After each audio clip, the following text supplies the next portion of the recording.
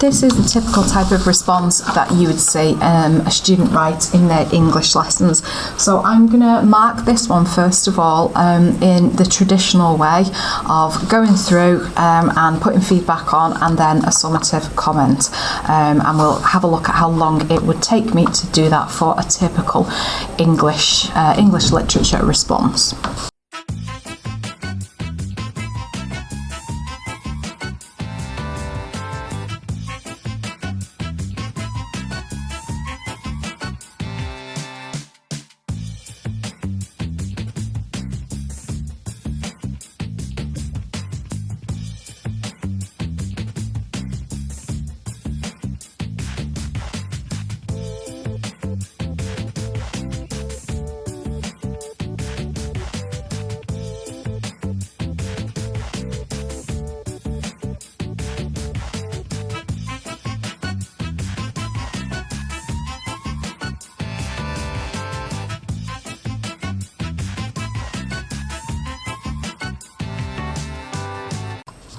So when we're doing whole class feedback, we would have a sheet like this, so you can kind of see the different boxes here. We'd put our task in. We put the date that the students completed the task. And then we put the date of the feed forward, so that would be the point where the students would get this sheet back and their work, and they would do some work on that. The body of the feedback form, it might be slightly different for different subjects. I like to use quite a simple form, so the largest section will usually be errors and next steps, which is exactly what it says on the tin. This is where you write down things that students have done wrong. Then your strengths, so that's kind of your what went well. And then your spelling, punctuation, grammar and presentation stuff would go in this box. So the way that this works, if we look at this answer that I marked a moment ago, so rather than writing all over it in this way, what I would do instead is I would skim through it and read it in the normal way, but without writing on it at all. And I would write down on my feedback sheet the errors that student made. Now, I wouldn't write down every single error. What I would do is I would usually write down the comment from the bottom of the page, and I would number each of these errors. So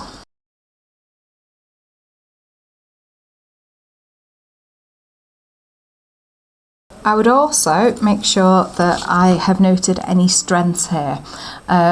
So it might not always be the case that every student has really clear strengths running through each of their essays. So for example, this particular student, the thing that they've done well, because I've used the what went well, even better if model here, I've had to write down a what went well, but really there wasn't anything in particular that stood out as being especially good.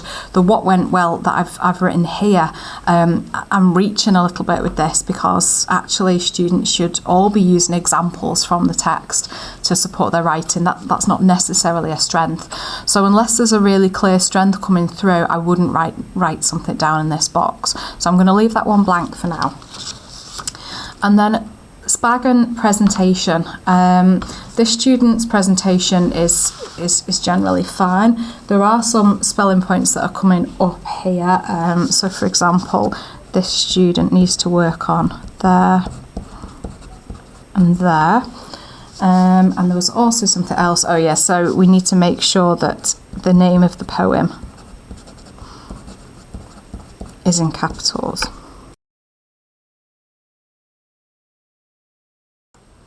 So once you've gathered any information from your first essay, you would go to the student's work and you would just write down the code on it. So this student has made this error, so I would write down the code 1 on their work. So when this student got their essay back, they wouldn't have any of this writing on it. All they would have is that code 1 and this sheet. Once I've done that, put that one to the side and I get my next essay. Okay, so we have our feedback sheet in front of us and we have our essays, and then as we go through, we're looking for whether the error or the strengths or the SPAG that we found, whether they apply here or whether there are different ones. So what I'm going to do now is I'm going to work my way through a pile of these essays using this whole class feedback approach, and I'm going to speed it up so you can see the process without having to watch me do it in real time.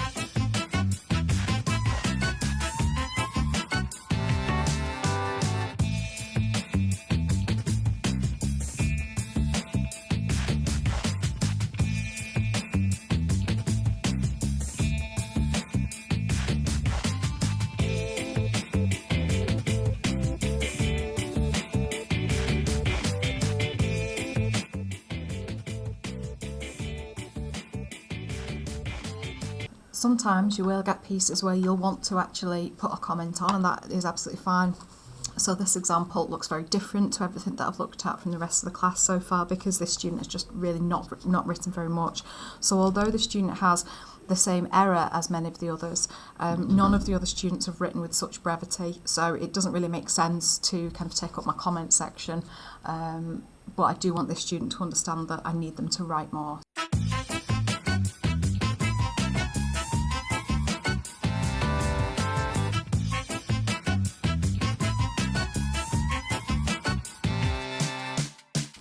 So I've now marked about 10, 12 essays, and it's not taking me very long at all to do those.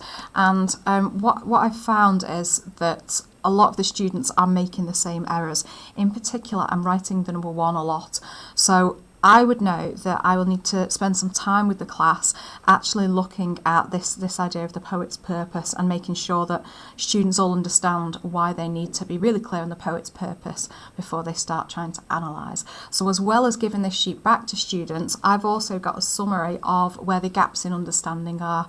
And what you'll sometimes find as well is as you kind of look at the errors or next steps, you might find that although there are subtle differences, there is an overarching thread of similarity through them. So all of these points are to do with the writer and the writer's argument and how the writer kind of presents their argument and their perspective.